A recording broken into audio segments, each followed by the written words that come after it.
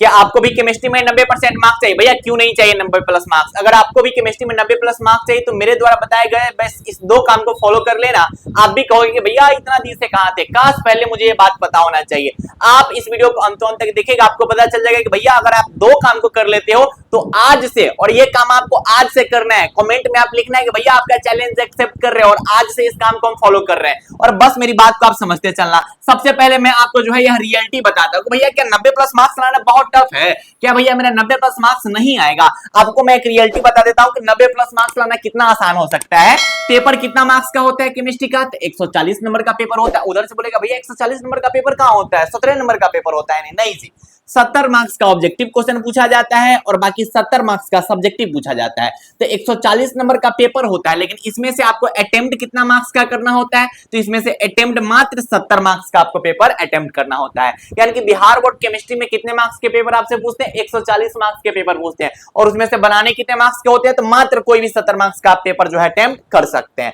अब आपको हम बताते हैं कि भैया आप कैसे 90% मार्क्स ला सकते हैं। अब देखिए 70 मार्क्स का तो आपका एग्जाम होता है और भैया जी 30 नंबर का प्रैक्टिकल होता है। प्रैक्टिकल में लगभग जितना भी कॉलेज होता है ना, जितना भी कॉलेज होता है लगभग 26 से 27 एवरेज इसका मार्क्स होता है। ठीक है, एवरेज मार्क्स जो होता है वो हर एक कॉलेज वाला जो होता है ना, वो 26 से 27 मार्क्स आपको दे ही देगा। यानी कि मान के चलिए कि इधर से आप निचंत रहिए, इधर से मान लेते हैं भैया जी 27 मार्क्स, आप मान लीजिए कि 27 मार्क्स से आप निचंत रहिए, मान लेते हैं कि सर 25 मार्क्स आ गया, फिर भी कोई बात नहीं है। यानी कि भैया जी अगर आपको 90+ मार्क्स चाहिए तो चलिए 25 मार्क्स तो इधर से फिक्स है, 25 मार्क्स के लिए आपको थोड़ा भी टेंशन लेने की आवश्यकता नहीं है। अब 140 नंबर का जो आपसे बिहार बोर्ड पेपर पूछता है, उस 140 नंबर के पेपर में मात्र आपको कितना नंबर का लिखना है? तो मात्र आपको 65 नंबर का लिखना है। अगर आप इतना कर देते हो तो सर 90% मार्क्स तो आपको यूं ही आ जाएंगे। अब उधर से कोई बोलेगा भैया कहने में तो आसान लगता है, कह दिए हो गया, ऐसा थोड़ी होता है। नहीं, अब हम आपको बताएंगे कि अगर वो आपको मार्क्स चाहिए ना 90% मार्क्स, तो आपको पढ़ना क्या है, ऑब्जेक्टिव कैसे पढ़ना है, सब्जेक्टिव कैसे पढ़ना है। अब आता है मेन मुद्दा। कहने के लिए तो भैया कह दिए कि हाँ 90% मार्क्स आ जाएगा, सब ला देगा, लेकिन नहीं, अब आएगा कैसे उस पर बात करते हैं। अगर आप इस चैनल पर नए हैं तो चैनल को सब्सक्राइब कर लीजिए, क्योंकि आप बिहार बोर्ड के फर्स्ट गाइडेंस चैनल पे आए, जहां पिछले 3 साल से हमने जितने भी क्वेश्चन गेस करवाए हैं वो सभी के सभी क्वेश्चन जो है योद्धा नोट से डायरेक्ट आए हुए हैं, उसको आप देख लीजिएगा अच्छे से। ठीक, अब मैं आपको समझा देता हूं कि आज से आपको 2 काम क्या करना है। तो सर बात तो ऑब्वियस सी बात है कि 70 मार्क्स का जो पेपर है या फिर 140 नंबर का पेपर है, उसमें एक ऑब्जेक्टिव पूछा जाता है और दूसरा का जो होता है वो सब्जेक्टिव पूछा जाता है। ऑब्जेक्टिव के लिए क्या करना है जिससे आप जो है वो 70 में बेहतरीन मार्क्स ला सकते हैं। अब 70 को ऑब्जेक्टिव आपसे बिहार बोर्ड पूछता है, इस 70 को ऑब्जेक्टिव में से बनाना क्या होता है? मात्र कोई 35 को बनाना होता है। 70 को में से मात्र कोई 35 को बनाना रहता है। जो मैं आपको तरीका बताऊंगा ना, इस तरीका से अगर आप पढ़ लेते हैं ना भाई मेरे, तो 33+ ऑब्जेक्टिव आपका फिक्स है। 33+ ऑब्जेक्टिव आपका फिक्स है। यानी कि मैं जैसे आपको बता रहा हूं पढ़ने के लिए, अगर आप वैसे पढ़ लेते हैं तो 70 को ऑब्जेक्टिव में से 33 को ऑब्जेक्टिव आपका हर हाल में मिनिमम 33 को फिक्स है। मैक्सिमम भैया जी आप 35 में 35 बना सकते हैं। अब कैसे आएगा वो हम आपको बता देते हैं। इसके लिए आपको काम क्या करना है ऑब्जेक्टिव के लिए, कि जो भी चैप्टर है उस चैप्टर को कंप्लीट कीजिए। मान लेते हैं कि सर आपने जो है वो सॉल्यूशन चैप्टर कंप्लीट कर लिया, ठीक है।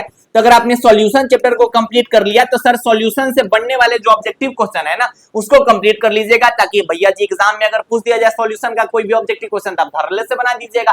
सर इलेक्ट्रोकेमिस्ट्री का कोई ऑब्जेक्टिव पूछ देगा, आप धरल्ले से बना लीजिएगा। तो उसके लिए काम क्या करना है कि भैया जी एक खून को चैप्टर करते करते पूरा केमिस्ट्री को स्ट्रॉन्ग करना है। एक एक चैप्टर स्ट्रॉन्ग करते करते पूरा केमिस्ट्री को स्ट्रॉन्ग करना है। अब वो कैसे होगा? तो चैप्टर आपका जो भी कंप्लीट है उस चैप्टर को एक बार रिवीजन कर लीजिए अच्छा से। रिवीजन करने के बाद आपके पास गेस पेपर होना ही चाहिए, अगर नहीं है तो जाके ले लीजिए। मार्केट से आप ऑब्जेक्टिव के लिए कोई भी बेहतरीन गेस पेपर ले सकते हैं, जिसमें 2 नाम मैं आपको यहाँ पे बता देता हूं। एक टारगेट का ले सकते हैं या फिर दूसरा ब्रिलियंट का ले सकते हैं। सिर्फ ऑब्जेक्टिव के लिए आता है, ठीक। वो गेस पेपर आपके पास जरूर होना चाहिए। उसमें क्या होता है ना कि चैप्टर वाइज क्वेश्चन दिया रहता है। सॉलिड स्टेट अलग मिल जाएगा, सॉल्यूशन अलग मिल जाएगा, इलेक्ट्रोकेमिस्ट्री अलग मिल जाएगा।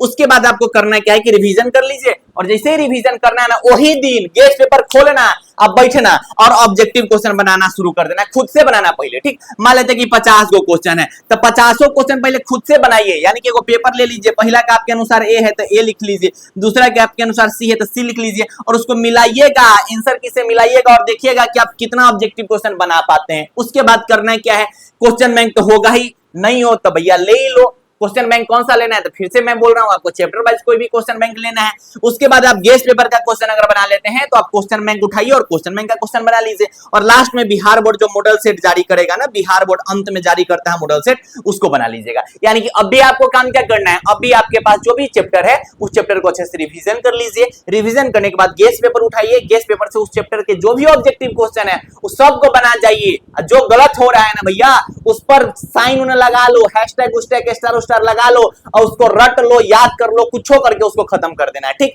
उसके बाद क्वेश्चन बैंक उठाइए और क्वेश्चन बैंक से उस चैप्टर का ऑब्जेक्टिव क्लियर करते चलिए। ऐसे फिजिकल कर लेना, इनऑर्गेनिक कर लेना, ऑर्गेनिक कर लेना। जब पूरा केमिस्ट्री कर लोगे तो बताओ कुछ बचेगा, कुछ नहीं बचेगा। तो जब पूरा केमिस्ट्री का एक को चैप्टर करते करते करते करते पूरा केमिस्ट्री का ऑब्जेक्टिव क्लियर कर लीजिएगा तो 70 में से कौन रोक सकता है, कौन रोकेगा भैया जी 33 नंबर लाने से। 35 में 35 आ जाएगा, इतना काम आप कर लेना, ठीक है भैया। सब्जेक्टिव के लिए तंगा बता दीजिए कि सब्जेक्टिव के लिए क्या करेंगे। सब्जेक्टिव के लिए जो आप पढ़ रहे हैं पढ़िए, अच्छा से पढ़िए। आपके पास नोट्स है, कोचिंग में आपके सर पढ़ा रहे, अच्छे से पढ़ाई कीजिए। ऑनलाइन कहीं से पढ़ रहे, अच्छे से पढ़ाई कीजिए। लेकिन भैया जी योद्धा नोट्स को मत छोड़ना। इसलिए मत छोड़ना कि भैया जी योद्धा नोट्स है ना, हर साल क्वेश्चन डायरेक्ट छप जाते हैं। इस नोट्स को किस लिए डिजाइन किया गया है, तो इसमें ओनली गेसिंग क्वेश्चन आपको मिलेंगे, बहुत सारे क्वेश्चन नहीं मिलेंगे। 150, 200, 500, 700 क्वेश्चन नहीं देखने को मिलेगा आपके पास। भैया जी पूरा केमिस्ट्री का सिलेबस बहुत बड़ा है, लेकिन उसमें से 2026 के एग्जाम में क्या क्या आएगा वो आपको नहीं पता है। वो कौन बताएंगे, तो कैटी भी आपको बताएंगे। पिछले 3 साल से हम बताते आ रहे हैं,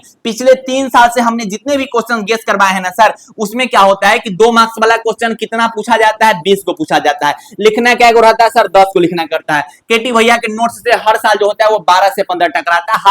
हाल मतलब 2025 का जो एग्जाम हुआ था 12-15 क्वेश्चन जो है टकराया हुआ था। लॉन्ग क्वेश्चन यानी कि 5 मार्क्स वाला क्वेश्चन क्या को पूछा जाता है, 6 को पूछा जाता है। केटी भैया के नोट से हर साल जो है क्या को टकराता है, 3, मिनिमम 3 को टकराना ही है, लिखना 3 को रहता है। तो अब हम आपको ये कह रहे हैं कि आप कहीं से भी पढ़िए, आपके पास योद्धा नोट जरूर होना चाहिए। इसलिए होना चाहिए क्योंकि इसको 100% रिसर्च के बाद बनाया गया, बहुत समय लेने के बाद बहुत सटीक ढंग से क्वेश्चन गेस किया जाता है। यही रीजन है कि पिछला 3 साल से इस नोट्स का जितना भी क्वेश्चन है वो सब टकरा जाता है, चाहे वो सेंटर एग्जाम हो, चाहे फाइनल एग्जाम हो, जो भी एग्जाम हो। 2023 पूरा टकरा गया, 2024 पूरा टकराया गया, 2025 पूरा टकराया गया। इसलिए मैं आपको कह रहा हूं कि, और ये हैंड रिटेन नोट्स है, बिल्कुल हैंड रिटेन नोट्स जिसको अपने हाथों से लिखा गया है। आप इसका प्रिंट आउट निकाल के एक बुकलेट बना के उसको अच्छे से रोज उसमें से 2-2 को क्वेश्चन याद करते चलिएगा। लेकिन आज से आपको काम क्या करना है कि ऑब्जेक्टिव के लिए करना है, साथ ही साथ योद्धा नोट्स ले लीजिए और उसको छपवा लीजिएगा या फिर मोबाइल में रखिए और रोज टारगेट बनाना कि हमको ज्यादा नहीं, मात्र 2-2 को क्वेश्चन रोज याद करते चलना एग्जाम तक। उतना कर लेना, सेंटर एग्जाम में बैठोगे ना तब आपको पता चल जाएगा कि भैया क्या नोट्स दिए हैं आप,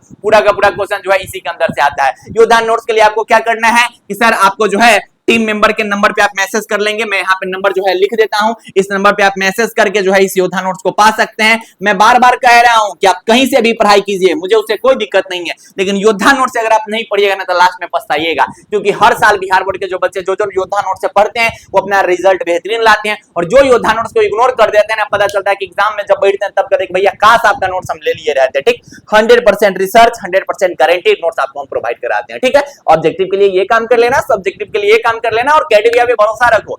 बोले ना कि भरोसा रखो, सेंटर एग्जाम जो होगा वो ट्रेलर होगा। पिक्चर कब लॉन्च होगा, फाइनल एग्जाम में।